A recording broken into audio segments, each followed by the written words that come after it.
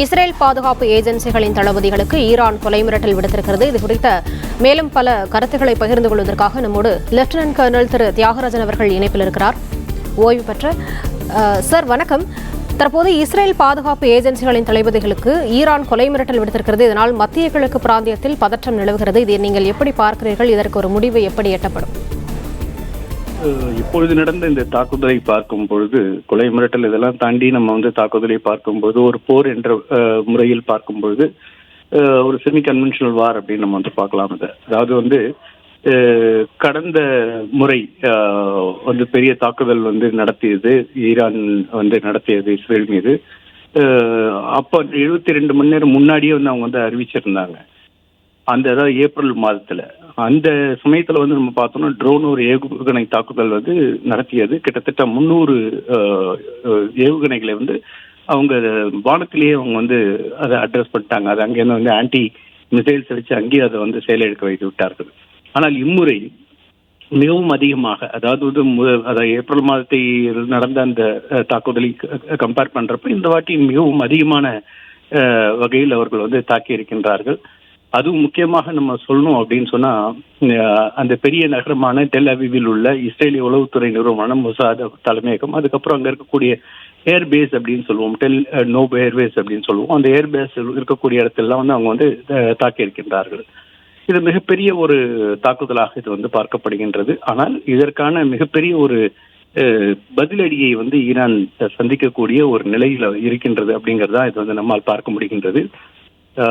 இதுல இஸ்ரேலை பார்க்கும்பொழுது தொழில்நுட்பத்தில் மிக மிக உயர்ந்த நிலையில் இருப்பார்கள். உலகத்திலேயே மிகப்பெரிய தொழில்நுட்பத்தை கொண்டவர்கள் அப்படின்னு சொன்னா அது இஸ்ரேலை தான் சொல்ல முடியும். அது தொழில்நுட்பமாக இருக்கட்டும், அது தொலைத்தொடர்பாக இருக்கட்டும், அது வெப்பன்ஸாக இருக்கட்டும், எல்லாத்திலையும் மிகப்பெரிய ஒரு தொழில்நுட்பத்தை அடைந்தவர்கள் அவர்கள் இஸ்ரேலியர்கள். ஆகையால் அவருடைய தாக்குதல் எப்படி இருக்கும், எந்த வழியில் இருக்கும், எப்பொழுது இருக்கும் அப்படிங்கறத யாரும் யூகிக்க முடியாத வகையில் இருக்கக்கூடிய ஒரு விஷயமாக இருப்பதால் அது ஒரு டெட்லி ஒரு அட்டாக்காக இருக்கும் அப்படின்னு தான் பார்க்க முடிகின்றது.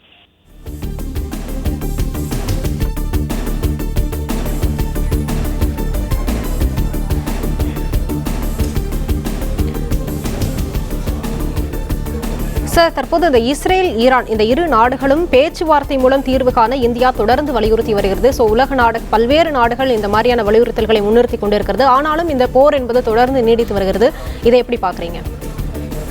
மத்திய கிழக்கு ராஜதந்திரம் தோல்வி அடைந்ததா அப்படிங்கிற ஒரு கேள்விக்குறி எழுகின்றது. அதாவது இந்தியாவினுடைய ஒரு போர் நிறுத்தத்திற்கான ஒரு முன்னேற்பாடு தோல்வி அடைந்ததா என்பதை விட முக்கியமான கேள்வி என்பது மத்திய கிழக்கு ராஜதந்திரம் தோல்வியடைந்து விட்டது அப்படின்னு தான் பார்க்க முடிகின்றது. அப்படி பார்க்கும்பொழுது இஸ்ரேலுக்கும் ஹெஸ்புல்லாவுக்கும் இடையே அந்த ஒப்பந்தத்தை ஏற்படுத்த தவறிவிட்டது அப்படின்னு நம்மால் பார்க்க முடிகின்றது. மேலும் ஹமாஸுக்கும் இஸ்ரேலுக்கும் இடையான அந்த போர் நிறுத்தத்தை அவர்கள் சரிவர கையாளவில்லை. பயண கைதிகளின் பேச்சுவார்த்தைகள் தோல்வி அடைந்தன. இதெல்லாம் தொடர்ந்து ஏற்பட்ட மிகப்பெரிய ஒரு சரிவாக பார்க்கப்படுகின்றன. அந்த சரிவினுடைய அந்த ஒரு எண்ட்ல தான் இப்போது நம்ம போய் பார்த்துட்டு இருக்கக்கூடிய இந்த ஈரானுடைய இந்த போருங்கிறது நம்மால் பார்த்து கொண்டிருக்க முடிகின்றது. ஆகையால் நம்ம பார்த்தோம்னா அது அமெரிக்காவாக இருக்கட்டும், மற்ற நாடுகளாக இருக்கட்டும், அவர்கள் சரியான பேச்சுவார்த்தை நடத்தி ஒரு அமைதியை கொண்டு வருவதற்கான ஒரு முக்கிய ஒரு செயலில் அவர்கள் இறங்கவில்லை அப்படிங்கறது பார்க்க முடிகின்றது. அப்படி இறங்கினாலும் அதில் அவர்கள் தோல்வியடைந்திருக்கின்றார்கள் அப்படிங்கறதான் இது மிகவும் மிகவும் ஒரு கிறிஸ்டல் கிளியரா தெரியக்கூடிய ஒரு விஷயமாக இருக்கின்றது. இந்த விஷயத்துல இஸ்ரேலோடு, அதாவது ஹமாஸோடு இஸ்ரேலுக்கு பேச்சுவார்த்தை நடத்தி பயண கைதிகளை அவங்க விடுவித்திருந்தாலே இது பிரச்சனை நின்றுருக்கும். அது பயண கைதிகளை அவர்கள் விடாமல் அவர்கள் வைத்திருந்ததும், தொடர்ந்து தாக்குதல் நடத்தியதும் அது மிகப்பெரிய டிட்டோனேஷன் ஃபேக்டர்ல கொண்டு போய் விட்டு இப்ப மிகப்பெரிய ஒரு அழிவை நோக்கி சென்று கொண்டிருக்கின்றது அப்படின்னு அதை பார்க்க முடிகின்றது. கருத்துக்களை பகிர்ந்து கொண்டமைக்கு நன்றி திரு தியாகராஜன் அவர்கள்.